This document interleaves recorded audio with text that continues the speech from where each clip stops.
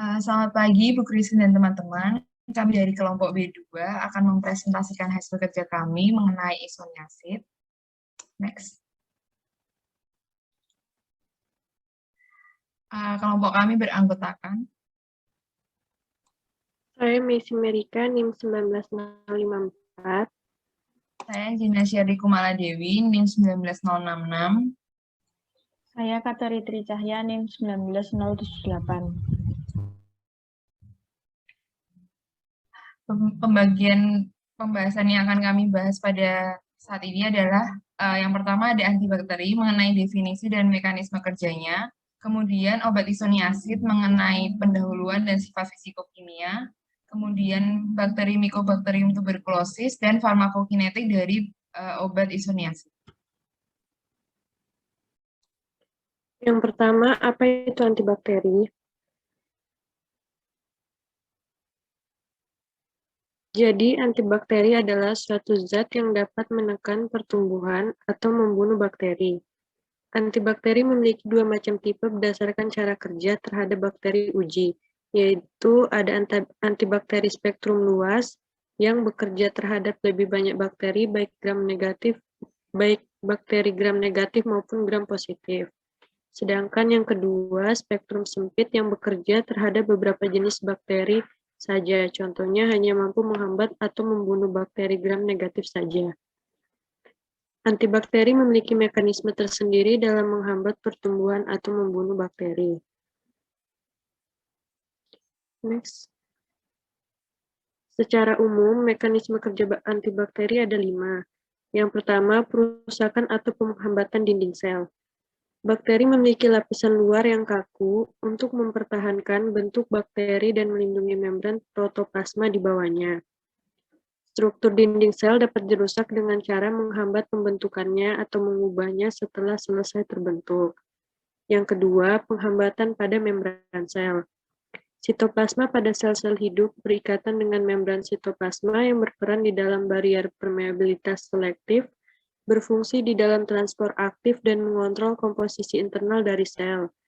Bila fungsi integritas membran sel ini terganggu, maka ion dan makromolekul akan keluar dari sel dan akan menghasilkan kerusakan dan kematian sel atau menyebabkan hilangnya polimiksin permeabilitas selektif. Yang ketiga, penghambatan sintesis asam nukleat. Contohnya di sini adalah rifampin. Rifampin menghambat pertumbuhan bakteri melalui pengikatan pada DNA-dependent RNA polimerase. Rantai polipeptida dari enzim polimerase melekat pada faktor yang menunjukkan spesifisitas di dalam pengenalan letak promoter dalam proses transkripsi DNA. Rifampin berikatan secara non-kovalen dan kuat pada subunit RNA polimerase dan mempengaruhi proses inisiasi secara spesifik sehingga mengakibatkan hambatan pada sintesis RNA bakteri. Resistensi terhadap rifampin terjadi karena perubahan pada RNA polimerase akibat mutasi kromosomal. Semua quinolon dan fluoroquinolon menghambat sintesis DNA bakteri melalui penghambatan DNA girase. Kemudian yang keempat, ada penghambatan sintesis protein. Subunit dari masing-masing tipe ribosom pada bakteri memiliki komposisi kimiawi dan spesifisitas fungsional yang berbeda. Sehingga mengapa obat-obat antibakteri dapat menghambat sintesis protein pada ribosom bakteri. Contohnya, pada subunit 50S ada kloramfenikol, eritromisin, clindamycin, dan oxazolidinone.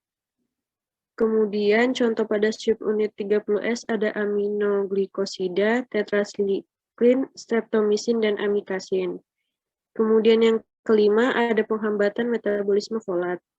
Contohnya di sini trimetoprim dan sulfonamid mempengaruhi metabolisme folat melalui penghambatan kompetitif biosintesis tetrahidrofolat yang bekerja sebagai pembawa pertama fragmen karbon yang diperlukan untuk sintesis DNA, RNA, dan protein dinding sel. Selanjutnya adalah isoniazid. Tuberkulosis sendiri merupakan penyakit penular yang disebabkan oleh bakteri Mycobacterium tuberculosis yang menyerang saluran pernafasan. Isoniazid ini merupakan obat yang sangat umum digunakan sebagai antibakteri untuk melawan bakteri Mycobacterium tuberculosis. Mekanisme kerja dari isoniazid sendiri adalah dengan menghambat sintesis dari asam mikolat. Rumus kimia dari isoniazid adalah C6H7N3O dengan berat molekul sebesar 137,14. Pemerian dari isoniazid adalah berupa H+ tidak berwarna atau putih, tidak berbau, dan perlahan dipengaruhi oleh cahaya dan udara. Kelarutannya yaitu mudah larut dalam air, agak sukar larut dalam etanol, sukar larut dalam kloroform, dan sangat sukar larut dalam ether. Berikut adalah struktur kimia dari isoniazid. Karakteristik isoniazid berdasarkan Lipinski's Rule of Five adalah yang pertama, berat molekulnya kurang dari 500 Da, yaitu sebesar 137,14. Log P yang dimiliki sebesar 0,7, hidrogen bond donor yang dimiliki yaitu berjumlah 2 yang ditunjukkan oleh gugus N, kemudian hidrogen bond akseptor yang berjumlah 3 yang ditunjukkan oleh gugus O dan N. Kemudian, isoniazid merupakan golongan obat antibakteri yang mudah terabsorpsi dalam tubuh dengan difusi pasif. Lalu selanjutnya mengenai Mycobacterium tuberculosis.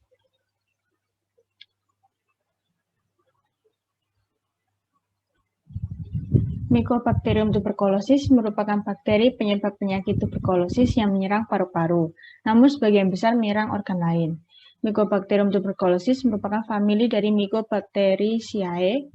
Mycobacteria ini bersifat non-motil, berbentuk batang, sedikit melengkung, tahan terhadap asam dan alkohol.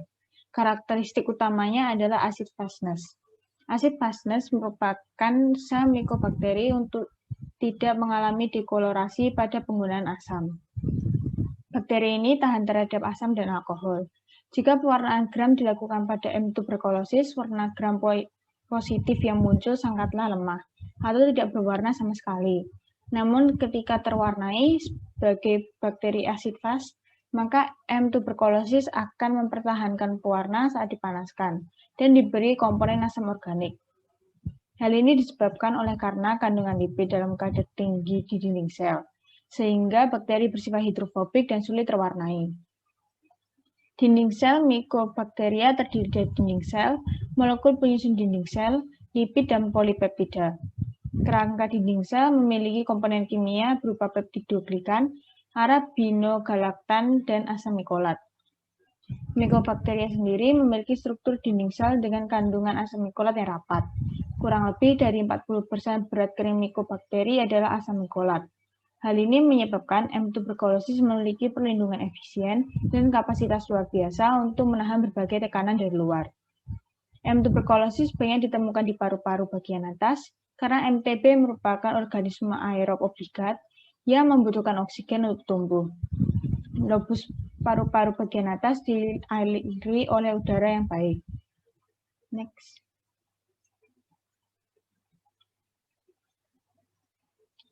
Dinding sel MTB merupakan impermeable, sehingga menyebabkan terbatasnya penyerapan nutrien dan lambatnya sintesis RNA. Struktur dinding sel M. tuberculosis bersifat unik dibandingkan organisme prokaryotik lainnya karena memberikan barrier berupa kekedapan yang sangat kuat terhadap komponen berbahaya dan obat, serta memerankan peran dasar dalam keganasan bakteri ini. M. tuberculosis memiliki struktur peptidoglikan, arabinogalaktan, dan asam mikolat sebagai barrier permeabilitas eksternal. M. tuberculosis sendiri tidak memiliki fosfolipid pada membran luar. Dinding sel M. tuberculosis mengandung glikolipid dalam jumlah besar, khususnya asam mikolat, peptidoglikan, LAM atau lipoarabinomanan, fosfatidil inositomanosida atau PIM, phytoserodimisoserat, cofactor, sulfolipid, dan WAX-D. Asam mikolat dan cofactor dan WAX-D adalah 3 fraksi komponen utama lipid MTB. Next. Asam mikolat dianggap sebagai faktor penting yang bertanggung jawab terhadap keganasan M. tuberculosis karena komponen ini melindungi bakteri dari serangan protein kationik, lisosim, dan radikal oksigen di dalam granul fagositik. Komponen ini juga melindungi mikobakteria ekstraseluler dari serangan di serum. Asam mikolat sendiri adalah suatu lemak alfa-alkil beta-hidroksi dengan rantai sangat panjang, yaitu C30 sampai C90. Asam mikolat juga berperan penting dalam impermeabilitas dinding sel, terutama impermeabilitas terhadap anti-TB. Komposisi dan jumlah asam mikolat mempengaruhi virulensi atau keganasan, kecepatan pertumbuhan, morfologi koloni, dan permeabilitas tuberkulosis. Asam mikolat sendiri ditemukan baik terikat secara kovalen pada dinding sel atau dalam bentuk trehalosal monomikolat atau TMM atau trehalosal dimikolat atau TDM. Next.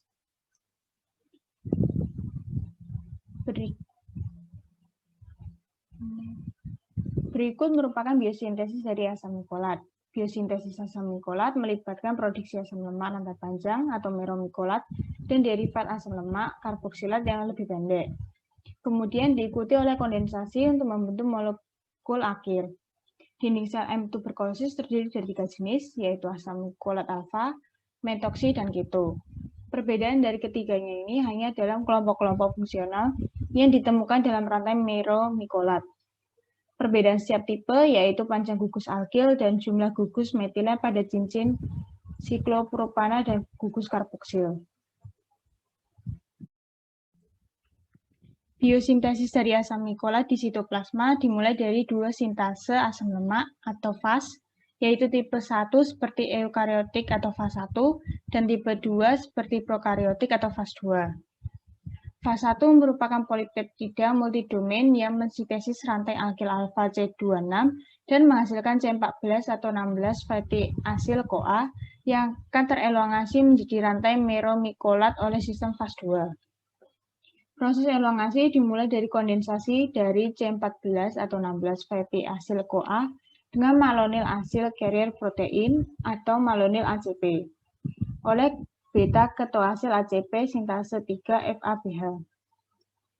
Hasil intermediat beta-ketoasil ACP akan dibawa menuju fas 2 yang melakukan siklus elongasi menggunakan enzim independen, yaitu yang pertama MABA reduktase, yang kedua heterodimer dehidratase HADAB dan HADBC, yang ketiga enoil reduktase INHA, dan yang terakhir ada kondensasi Cas A dan Cas B. Modifikasi dari rantai meromikolat diperkenalkan selama perpanjangan oleh fas 2 atau saat rantai meromikolat sudah terbentuk sepenuhnya. Rantai meromikolat teraktivasi oleh AMP sintase asam lemak FAD-D32 menjadi meromikoli AMP yang kemudian akan berpasangan dengan alfa C26 fatty acyl CoA karboksilat yang merupakan hasil dari fas 1 oleh polikeptida sintase PKS13. Hasil dari kondensasi tersebut merupakan mikolik beta ketoester lalu akan terreduksi oleh mikolil reduktase CMRA yang menghasilkan asam mikolat.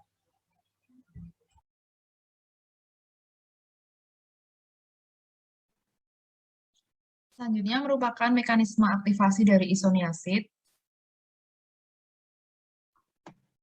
Isoniazid akan diaktifasi dengan bantuan KG menghasilkan isonikotinic acyl radikal, kemudian terjadi pembentukan bentuk aktifnya yaitu isonikotinic acyl NADH.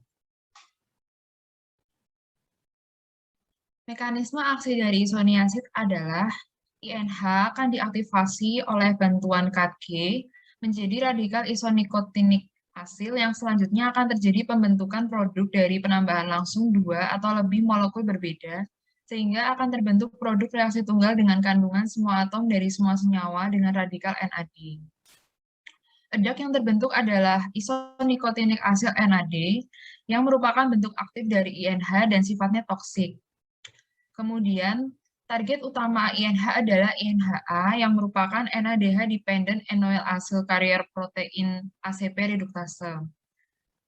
Bentuk aktif dari isoniazid yang berupa isonikotinic acyl NADH yang disingkat INA akan berikatan dengan INHA dan akan menghambat sintesis dari asam mikolat. Terhambatnya sintesis asam mikolat ini akan mengakibatkan hilangnya integritas seluler sehingga bakterinya akan mati. Selanjutnya adalah interaksi dari isoniazid. Bentuk aktif dari isoniazid adalah INA, yaitu isonicotinic acyl NADH yang akan berikatan dengan INHA.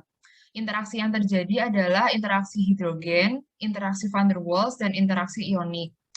Interaksi hidrogen ditunjukkan dengan adanya interaksi dari gugus N dengan metionin. Kemudian interaksi van der Waals ditunjukkan dengan adanya interaksi dari cincin benzena dengan fenilalanin.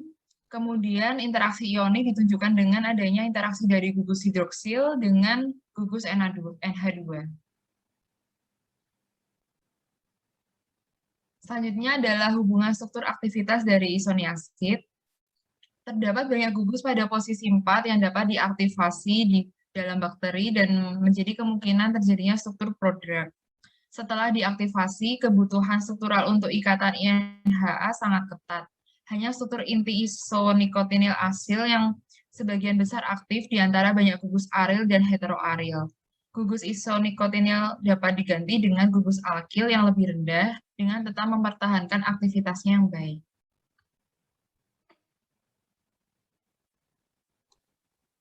Selanjutnya yang keempat, farmakokinetika dari isoniazid.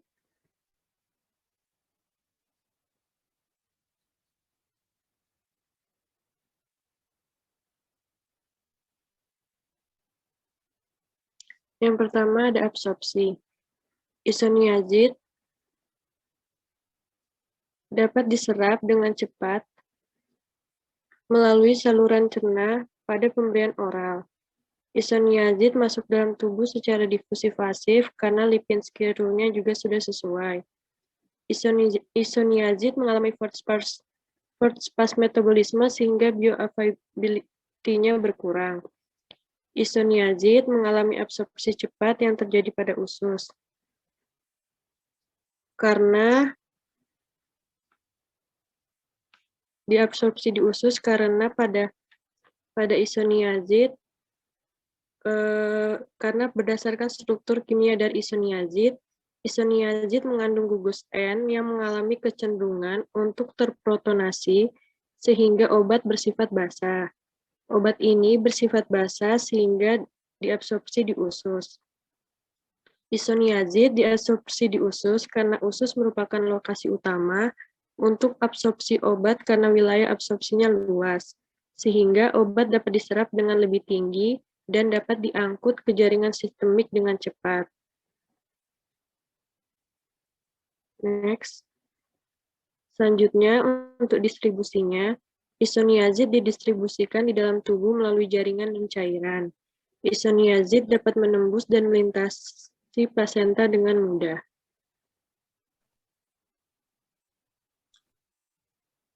Selanjutnya adalah metabolisme dari isoniazid.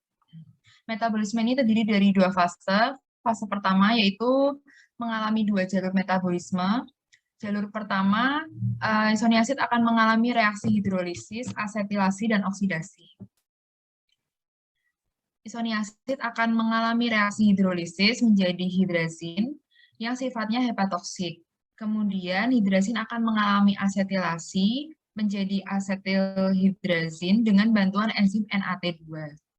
Kemudian, asetilhidrazin akan mengalami oksidasi menjadi senyawa hepatoksin yang mengandung asetildiazin, keten, dan ion asetiliolinium.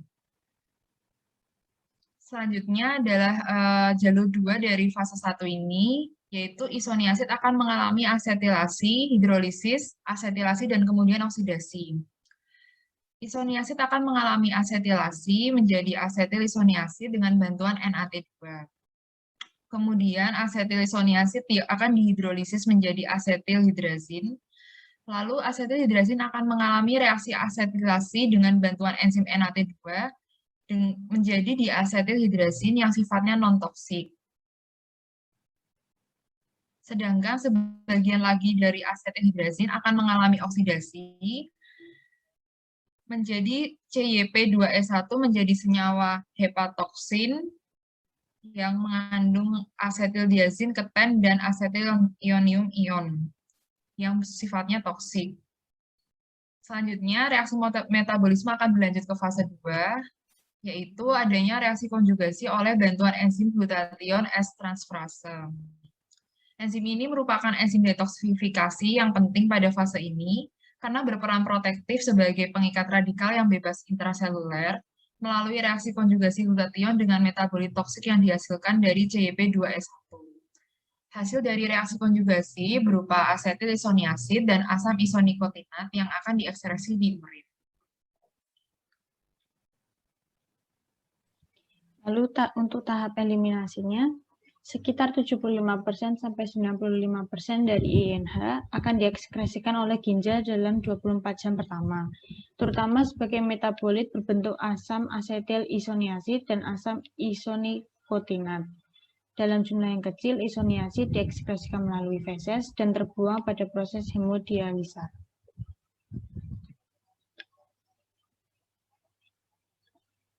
Berikut merupakan referensi yang kami gunakan.